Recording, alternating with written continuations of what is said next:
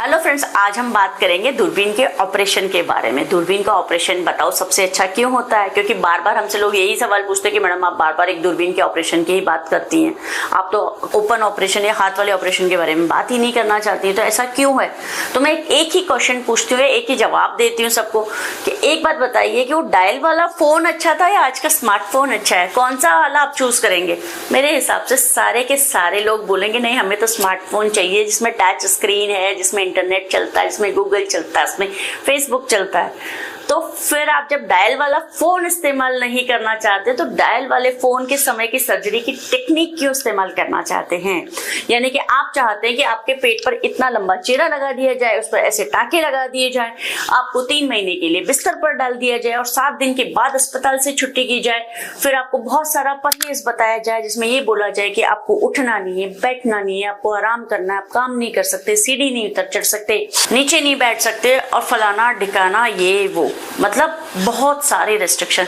तो क्या आप चाहते हैं कि आज का युवा या आज की जो जनरेशन है जो स्मार्टफोन यूज कर रही है या मेट्रो यूज कर रही है, जो एडवांस टेक्नोलॉजीज यूज कर रही है, वो क्या इस तरीके का ऑपरेशन करवाएगी? नहीं, हम नए जमाने के डॉक्टर हैं, नई टेक्निक के साथ चलते हैं, हम दूरबीन से लेजर से ऑपरेशन करते हैं जो कि बेस्टेस्ट टेक्निक है आज के जमाने में।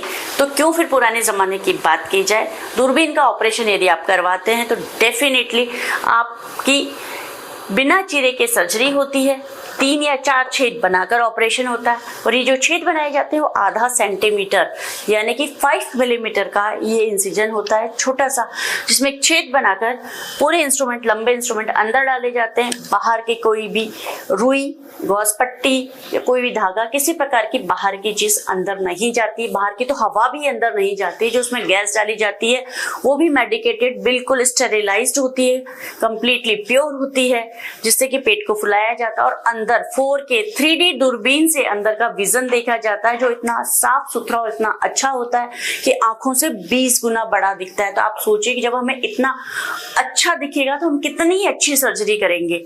और जो सर्जरी के लिए जो औजार यूज होते हैं वो एक से एक एडवांस इंस्ट्रूमेंट्स होते हैं, जो लेजर से ऑपरेशन होता है, यानी कि बिल्कुल प्रिसाइज कटिंग होती है, प्रिसाइज वेसल्स की सीलिंग होती है, आसपास का टिश्यू किसी प्रकार से डैमेज नहीं होता, और रिकवरी इतनी फास्ट होती है कि आप 4 घंटे के अंदर आपको पानी बता दिया जाता है। लेमन वाटर आप ले सकते हैं, कोकोनट वाटर आप ले सकते हैं, आइसक्रीम खा सकते हैं, चॉकलेट खा सकते हैं, और क्या चाहिए आपको।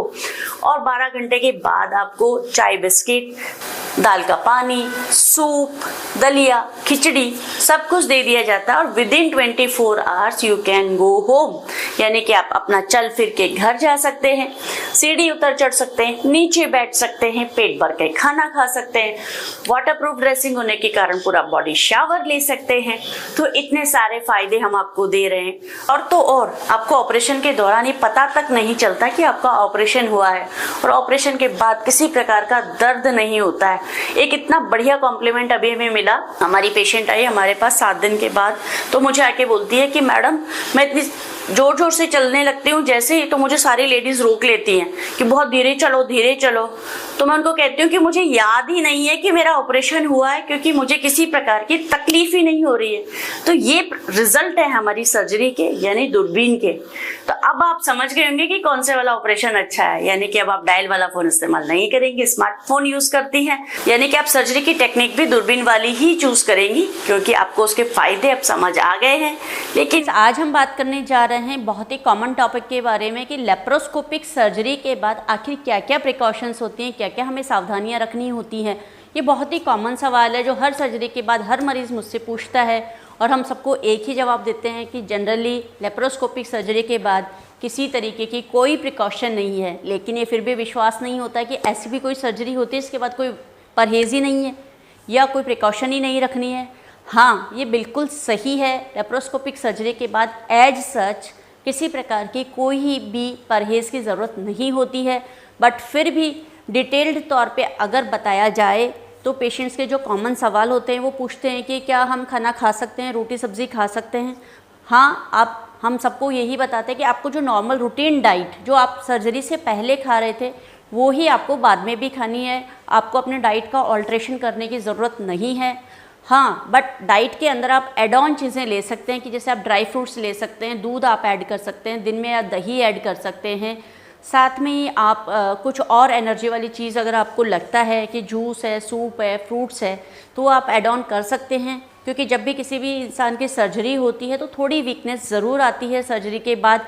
तो उस वीकनेस को कोप अप करने के लिए, उस वीकनेस से उबरने के लिए हमें थोड़ा एक्स्ट्रा कैलोरीज, एक्स्ट्रा डाइट की ज़रूरत होती है बॉडी के अंदर। इसलिए जो नॉर्मल डाइट जो आप ले रहे हैं उसको बिना डिस्टर्ब किए उसके साथ में एड ऑन में आपको और चीज़ें लेनी होती हैं। दूसरा जो कॉमन सवाल होता है कि सर्जरी के बाद क्या हम नहा सकते हैं, कि हाँ आप बिल्कुल नहा सकते हैं। क्योंकि जब भी लेप्रोस्कोपिक सर्जरी होती है और जब डिस्चार्ज होता है मरीज हॉस्पिटल से, तो उनको इस प्रकार की वाटरप्रूफ ड्रेसिंग लगाई जाती है।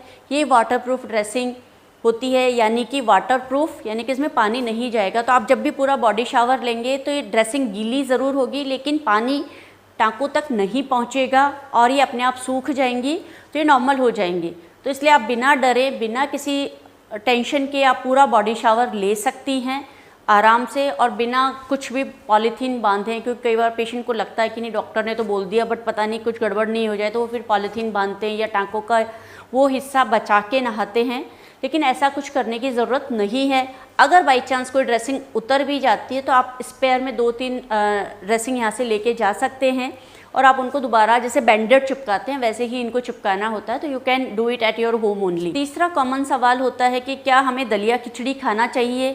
तो हम सबको स्पेसिफिकली बोल के भेजते हैं कि प्लीज़ आप दलिया ना खाइए, क्योंकि सर्जरी के बाद जैसे आप दलिया खाना शुरू करते हैं तो दलिया में एज सच कोई न्यूट्रिशन नहीं होता है और वो कॉन्स्टिपेशन और कब्जी करता है, गैस बनाता है, भूख कम लगती है, डाइजेशन प्रॉपर नहीं होता है। तो हम सभी मरीज़ों को मना करते हैं कि आप प्लीज़ दलिया नहीं खाइए, अपना नॉर्मल रूटीन जो रोटी सब्ज़ी आप खा रहे थे वही आपको खानी है। और फिर भी आपको लगता है कि नहीं हमें दलिया खिचड़ी खाना ही है, तो आप प्लेन दलिया ना बनाइए, उसके अंदर आप बहुत सारी सब्जियां ऐड कर लीजिए। सब्ज़ी वाला जो दलिया या खिचड़ी बनती है वो आप खाइए, ताकि उनमें मिनरल और विटामिन भी चले जाएं और एक कंप्लीट डाइट बन सके। क्योंकि सिर्फ अगर दलिया आप खा रहे हैं तो आपके शरीर में वीकनेस आ जाएगी और न्यूट्रिशन भी पूरा नहीं मिलेगा। इसलिए हम किसी को भी एडवाइज़ नहीं करते हैं कि आप दलिया खाइए। अगर आपको खाना है तो खिचड़ी खा लीजिए, उसमें सब्जियां डालकर खाइए, और दलिया भी बनाते हैं तो उसमें खूब सारी सब्जियां डालकर फिर बनाइए। अगला कॉमन सवाल होता है कि क्या मैं सीढ़ियां उतर चढ़ सकती हूँ, या मैं नीचे बैठ सकती हूँ, या मैं इस तरीके से झुक सकती हूँ।